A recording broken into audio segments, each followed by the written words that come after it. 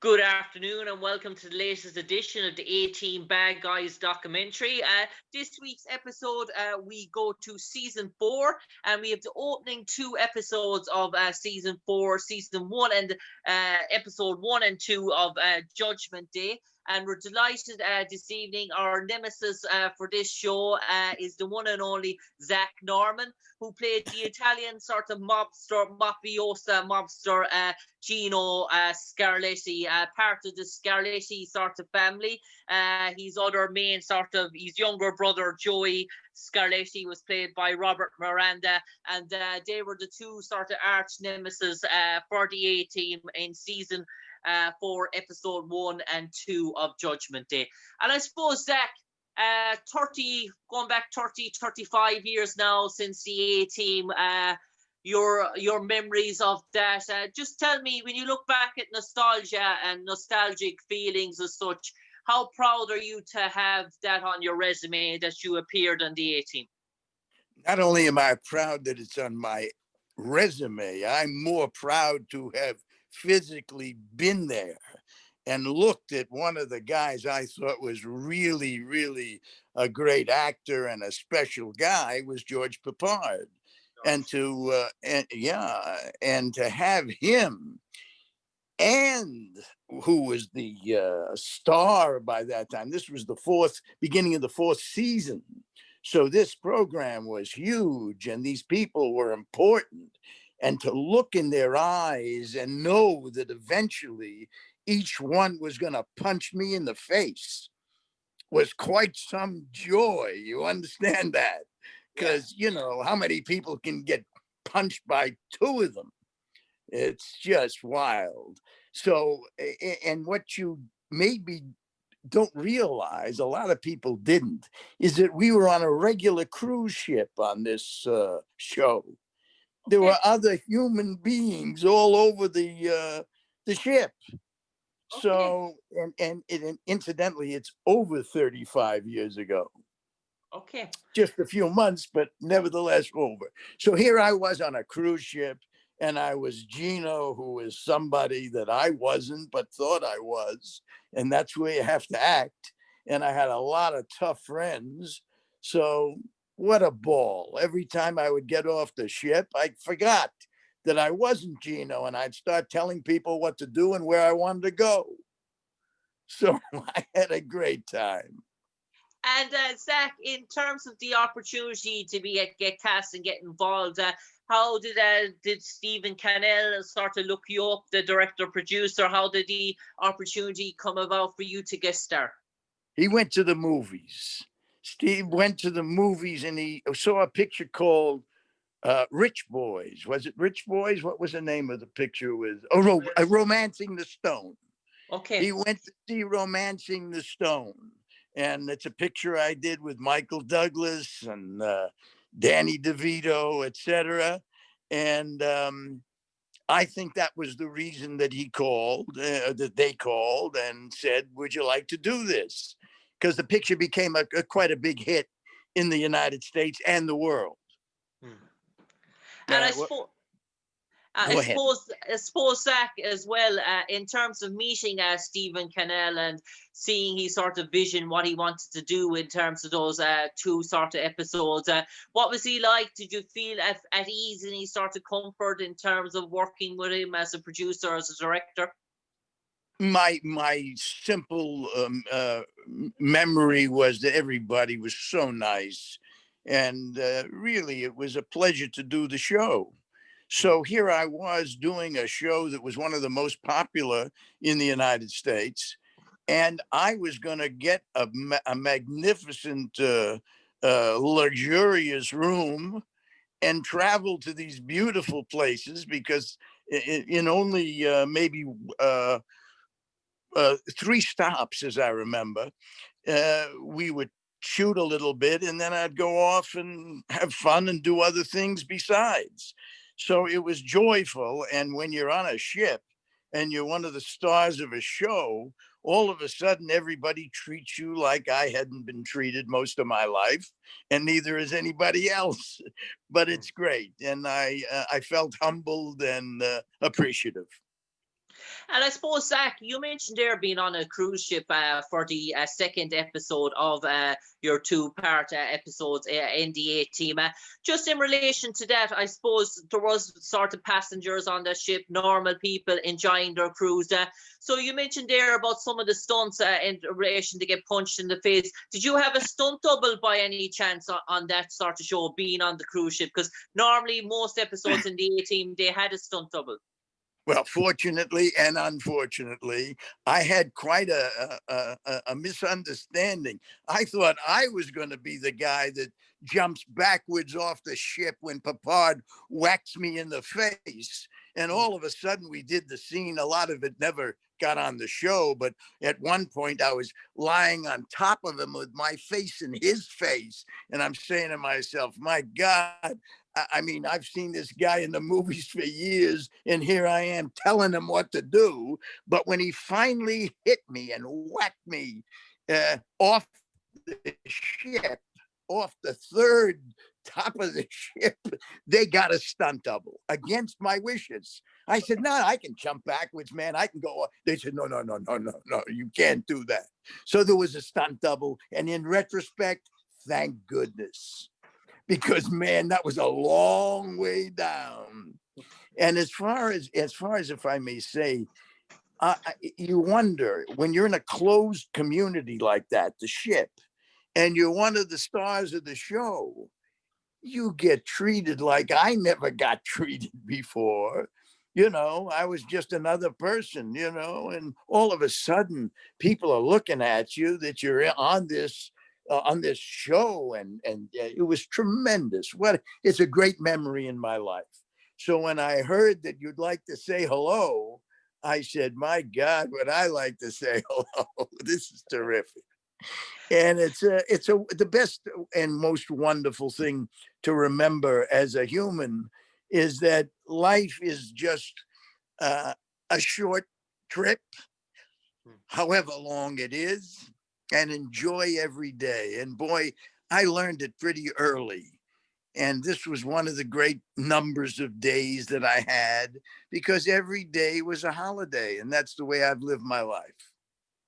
And I suppose, Zach, in terms of your character, Gino Scarlatti, when you saw the script in terms of the character sort of portrayal, did you instantly think of mob movies, the New York mob, the gangsters, or were you trying to go for that sort of Italian sort of look? What was sort of coming into your sort of mind in terms of that character, or what sort of vision had you in your head of him? I had the easiest vision in the world. I went back to where I grew up. Okay. And I grew up outside of Boston. And there were some tough guys all around me. And man, that's where I went. I won't go into the names of the people, but that's how I grew up. How's it going? What are you doing? And boy, people were tough and dogmatic. And this is the world I grew up in. When I just got absolutely lucky when I was 13 years old, my father decided that he wanted to extricate me from the neighborhood and sent me to a wonderful prep school. And I saw people like I never saw before. Tall people, blonde people, people with straight noses. And I said, my God, where am I? So I went right back to where I grew up. I knew plenty of Ginos. And I knew plenty of other guys who weren't Ginos that were pretty rough guys too. And I suppose, Zach, in terms of working with the A Team, sort of say, you came in sort of season 4. They were well established at that stage, top of the ratings in the NBC throughout America as sort of such. And you mentioned their interactions with the likes of Mr. T, B.A. Baracus, and some people saying about him was that even though he was a man of great physique, in terms of physical height, he wasn't that really tall, actually, in many cases. No, that's right. I mean, George Peppard was much taller than him, but I must say one thing: he was a very, very nice guy, and didn't have any carriage about how important he was. And when he hit me, and he did hit me right in the kisser, right in the face. He wanted to make sure afterwards that I was okay, that he didn't hurt me. So it was a very nice guy. And it was such a pleasure because all of a sudden, this show, as you say, was really a very important show, a very popular show. And consequently, that's why I mentioned the passenger reaction. I mean, forget Gino Scarlatti. How about me, Zack?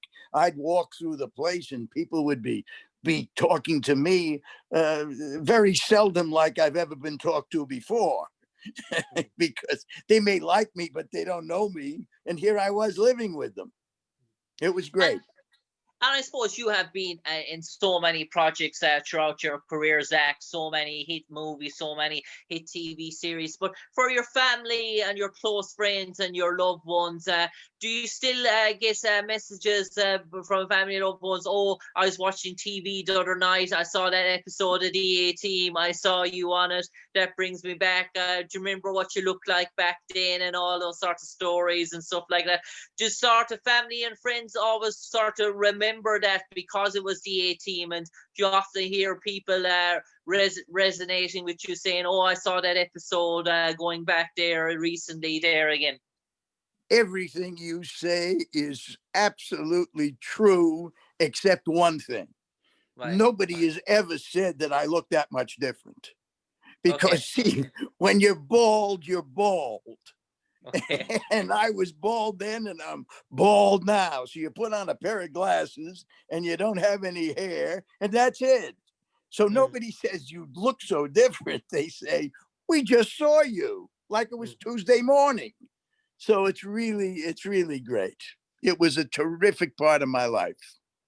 And I suppose, Zack, in terms of your role, you shared the sort of bad guy role with your younger brother as such on the show, Joey Scarlatti, Robert Miranda. And I suppose, was that your first time working with Robert over those 2 episodes? And did you have to really strike a chemistry straight off the bat in terms of your 2 episodes to make you feel to the audience that you were brothers as such? Oh, it was very, very easy. He was a very nice guy. I remember, have never really had a relationship thereafter. But when I met him, it was terrific. And I really enjoyed being the powerful older brother. I was the guy. So that's the thing you have to remember, how joyful that becomes to a guy like me. Yeah. And I'm not very tall. I'm not very strong. But if they told me I was, and they told him that I was, then every time I spoke, people kind of, jumped back a little bit and listened with respect until they beat me up and threw me off the boat. And I suppose, Zack, I've got a question now for you that's going to rack your brain for a few seconds and sort of make you sort of think now for an answer. It's one of these questions that I like to sort of finish off these interviews with. Let's pretend there was an A-Team encyclopedia, a sort of dictionary as such. And throughout the 5 seasons, they were putting together a dictionary of all the characters that appeared in the A-Team. And they came to your character, Gino Scarlatti. They put him down the G's. They came to Gino Scarlatti. They left. They could give 2 sentences in the A-Team sort of encyclopedia to sum him up. Those 2 sentences were left blank. So they decide to ring your agent to get a hold of you. They speak to you on the phone. They tell you about what they're doing in terms of the A-Team encyclopedia, and they ask you, in terms of Zack Norman having portrayed the role of Gino Scarlatti, to summarize him up in those 2 sentences for the dictionary. What would you like those 2 sentences to read? I'd like them to read that they've never seen a guy who was more confident and comfortable in his power and his glory, because I felt that way and I played that way until they beat the hell out of me and threw me off the boat. And threw you off the boat.